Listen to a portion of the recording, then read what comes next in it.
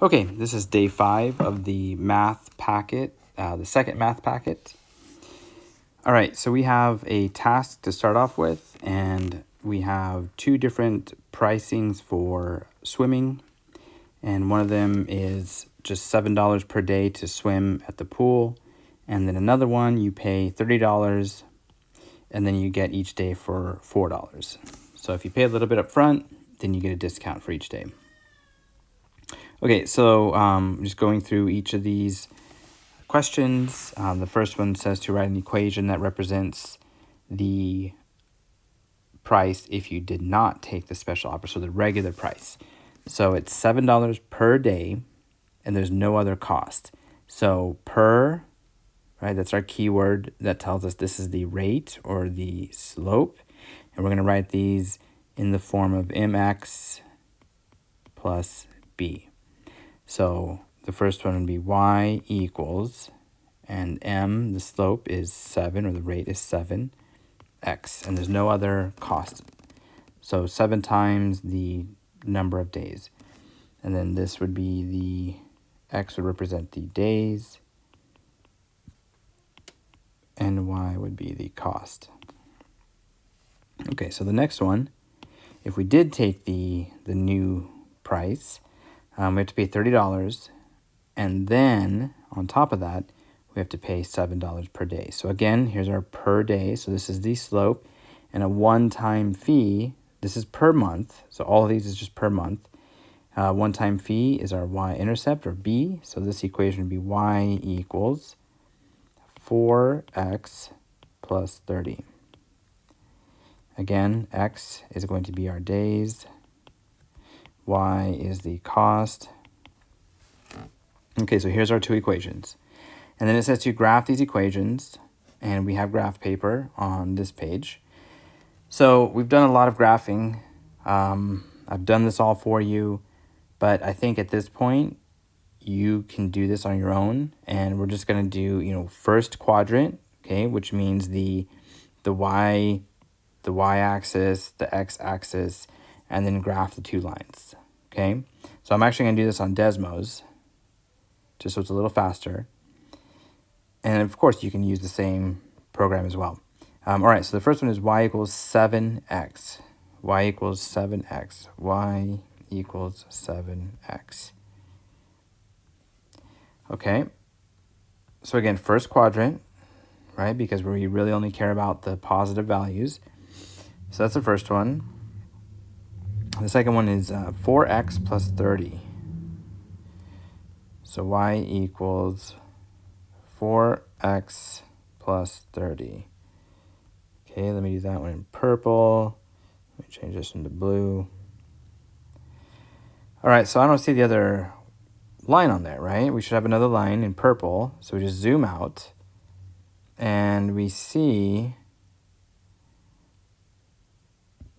the line here. So what do we notice? Well, first of all, the blue line, y equals 7x, it starts at the origin, right? There's no y-intercept, so it's a proportional relationship, so it's just $7 per day.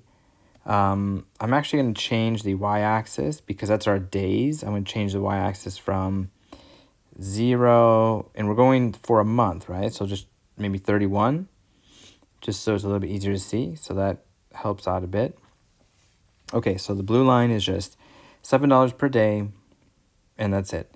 The purple line, it starts off at 30, and then it adds $4 each day. So then you can see this point here where the 2 lines cross. So, thinking about systems of equations, this represents something. So what does it mean? At 10 days, x is 10, and that's our days, then it would cost $70 for both of them. So it doesn't matter which one we charge, which one we pay for. At 10 days, if we go for 10 days, both plans would cost the same amount. So I feel like we're going to need this. So let me just grab this so we can use it in our packet.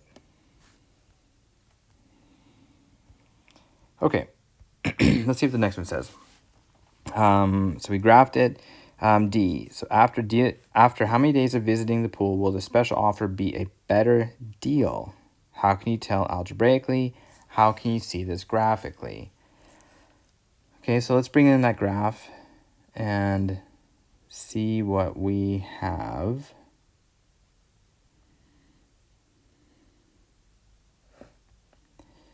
Okay, I'm just going to keep it small for now. Okay, so using the graph, what can we see here? So after how many days of visiting the pool will the special offer? The special offer is in purple. So we said at 10 days they're exactly equal. Before that, it is more expensive, but we want to know when is it going to be a better deal. So that means cheaper. So it looks like anytime after 10 days. So if we go for 11 days, that's this next line, and we go up, then we see that we get to the purple line first, which is lower, which is less money than the blue line. So I'm just going to say after 10 days,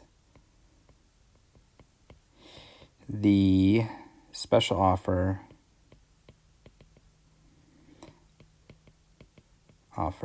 is a better deal. Okay, and then how can you tell algebraically? So this would be a case where we need to solve a system of equations algebraically. And I'm going to do the work actually on the next page, but you can copy it down wherever you want. So we have y equals 7x and then y equals 4x plus 30. So when I solve this, I'm going to get, my answer is going to be x equals 10 and y equals 70. So that point right there. So that's what we find when we solve a system of equations algebraically. We find the point where the two lines cross. So let's do that real quick. So I have y equals 7x and y equals 4x plus 30. Okay, let's just make sure. All right, so I'm going to use substitution this time. So I'm going to, I know that y equals 7x, and also over here, here's a y. So I'm just going to take this and replace it over here. So I'm going to have 7x equals 4x plus 30. So those two y values are the same. Okay, so I'm going to solve this new equation. So it's just a multi-step equation. Subtract 4x on both sides. So that makes a 0 there. And on the left, we have 3x equals 30. Divide both sides by 3. That's a 1. So I get x equals 10, which is what we saw on the graph. So x equals 10. So this is 10 days. Okay, so at 10 days, they're exactly the same. All right? So how can we prove, or how can we answer this question algebraically? So we know that at 10 days, they're the same price, right? So after that, let's say 11 days, which one is cheaper? So how do we know that just by looking at these equations? We don't. So we know that 10 is our even point. So let's try 11. So I'm going to choose 11 days. And then I'm going to substitute into each of these equations and see which one is cheaper. So I'm going to choose this. So x equals 11. So that's after that point where they are the same. So I'm just trying to figure out which one, if we were thinking about the graph, which one is going up higher than the other one. Okay, so just looking at the equations, we don't know that. So let's test it out. Okay, so the first one, so without the special offer, just the regular deal, we get y equals 7 times 11, which is $77.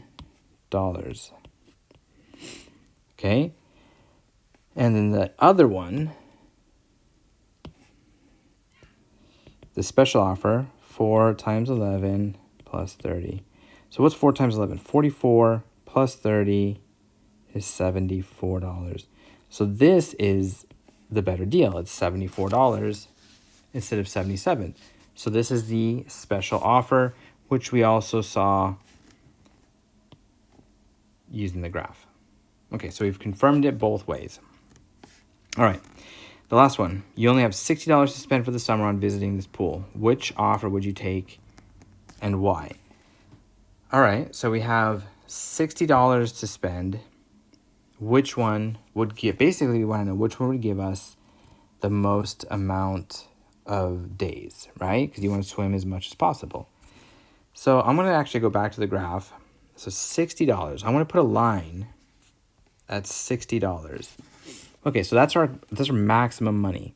All right, so basically we want to know the maximum days. So which one's going to give us the biggest number for the day? So we want the biggest X value for 60. So let's look at this. So at $60, this is the special deal. We would go for 7.5 days.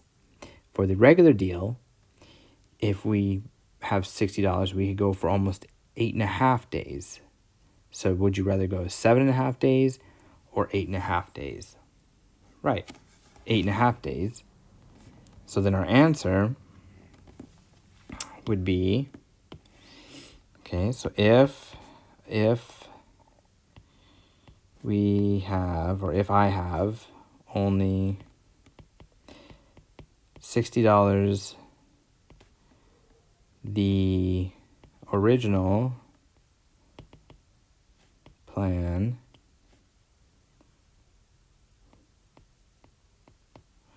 would give me, the original plan was the blue line, right? So 8.5 days would give me 8.5. I don't know if they can do a half day, but perhaps 8.5 days. Whereas the special offer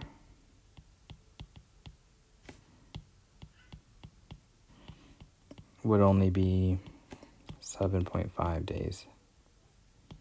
Okay, so I'm wording this way. You can word it the way you want. The point is, the original plan is going to be a better deal for $60 to spend. So think about that. We know that at $70, both plans are exactly the same.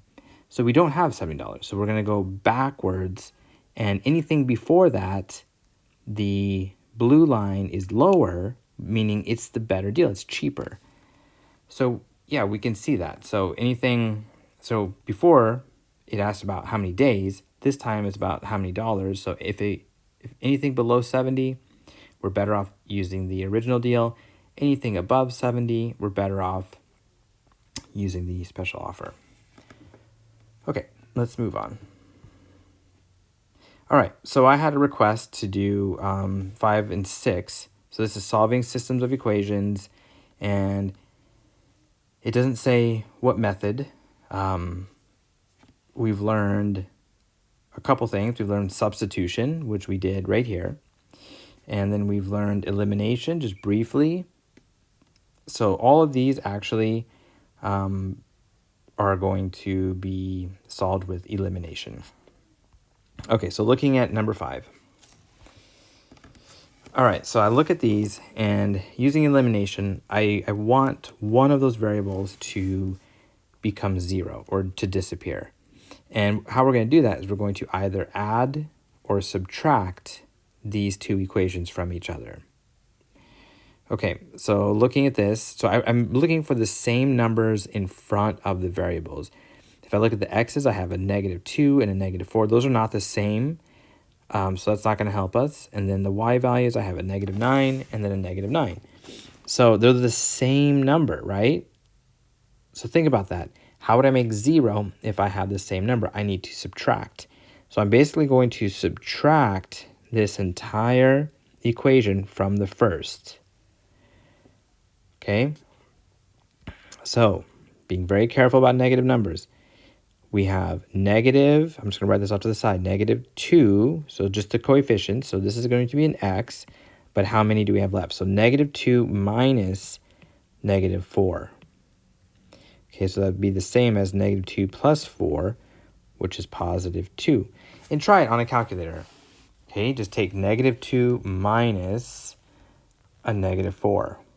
It depends on the calculator you have. It may not be super easy to type it in like that, but most will be able to do it. And then -9, just so you can see that it is 0, -9 minus a -9 is -9 plus 9, which is 0. Okay, on the right side, we have -25 minus -23, which is the same as -25 plus 23, which is -2. Okay, so now we just divide both sides by 2, and we get x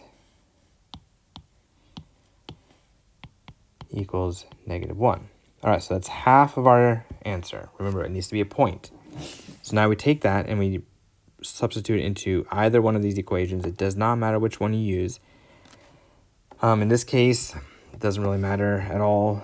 One is not necessarily easier than the other one. I'm just going to stick with the first. So I have -2 instead of x. I know it's -1, so I'm going to substitute that. Minus 9y equals -25. Okay, so just simplifying, we have 2 minus 9y equals -25. Okay, subtract 2 on both sides. I have -9y equals -27. Divide both sides by -9. Okay, y equals, so a negative divided by negative is a positive. 27 divided by 9 is 3. So our answer is -1, 3. Remember, it's a point on a graph. Okay, number 6 was the other one that was requested. So let's take a look at this. Again, we're going to try to eliminate one of these variables. So looking at the coefficients, or the number in front of the variables, if we look at the x's, we have 8 and we have -3. We cannot combine those in any way to make 0. But if we look at the y, it's a 1 and a 1. Again, they're both the same, so we're going to subtract those two equations. So again, being careful, 8 minus -3 is the same thing as 8 plus 3, which is 11. So it's to be 11x, and then 1 minus 1 is 0 for the y, and then we have -16 minus -5 is -16 plus 5, which is -11. Divide both sides by +11. That gives me x equals -1. Okay, again, that's half of our answer. So looking at these two equations, I'm going to choose the first one just because, I mean, initially there's no negatives, right? So I kind of flocked to that one. So really the better one is the second one, but let's use the first equation. So we have 8, instead of x, I'm going to put -1 plus y equals -16. So we have -8 plus y equals -16. Okay, add 8 on both sides. That makes it 0. So that leaves us with y by itself, which is what we want. And then on the other side, -16 plus 8 is -8. And our answer is -1, -8. Again, you can type these equations into Desmos. You can get that same answer to confirm. And I'll show you right now. So 8x plus y equals -16. 8x plus y equals -16. 8x plus y equals -16. Okay, so there's our line. That's the first one. And then there's -3x plus y equals -5. -3x plus y equals -5. -5? Yes. Okay, so our answer is where those two lines cross. Click on that point. We get -1, -8, which is what we got. So again, you could just confirm, you can check your answers just to make sure before moving on. Because the goal is that you understand how to do it. It doesn't matter how long it takes. Just keep trying until you get it. Okay. And our last piece, looks like we have some exponent simplification. All right, so this is a multiplying problem, and I'm going to rewrite it and solve it, and then leave the other problems up to you. So in previous days, we've done this before, and I gave you an example for this section, write another problem. So you could just do whatever you want there. It doesn't necessarily have to be multiplication. It should be, but it doesn't have to be. So just whatever comes to mind, keep it simple, and that's fine. All right, so 7 to the negative third power, z squared, times, I'm going to put these in parentheses, 49 z to the negative fourth, d to the third. Okay, so first of all, looking at this first number here, we have 7 to the negative third power. So there's a 7 there. The second number, I don't have any 7. So I want to rewrite this so that we can actually use exponents to simplify this instead of using a calculator to try to figure out what 7 to the negative third power is. So how can I write 49 as a 7 to some power? So 7 to what power is 49? 7 times 7 is 49, so 7 squared is 49. So it's the same number. I'm just writing it in a little bit different way. All right, so this next step you don't have to do, but I just like to kind of organize the same bases next to each other. It just helps me to remember which exponents to work with, and then d to the third. So there's no d term or no d variable in the first number. So there's only that one. So it's going to stay the same, just d to the third power. So here's a 7 as our base. So when we multiply powers, we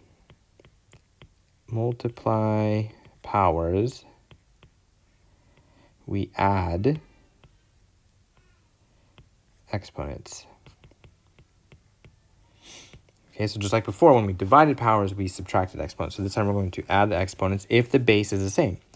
So that's why I wanted that 49 to be a number with a base of 7 so that I can combine those exponents. Okay, so then the other base is z. So let's just take this base by base. So 7 is our first one. So we have a negative 3 plus 2. So what is that? Negative 1. And then z is the next base.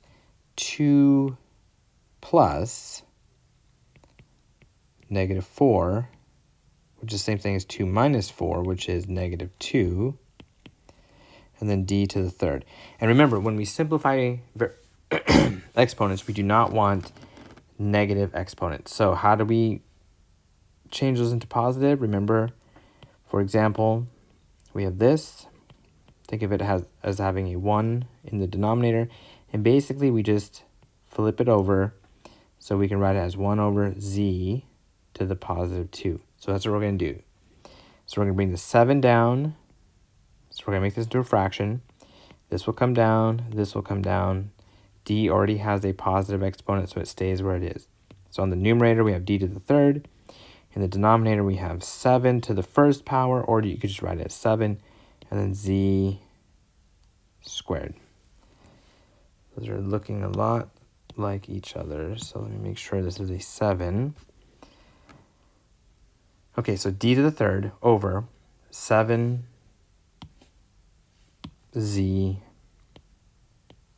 squared. All right, so that's it.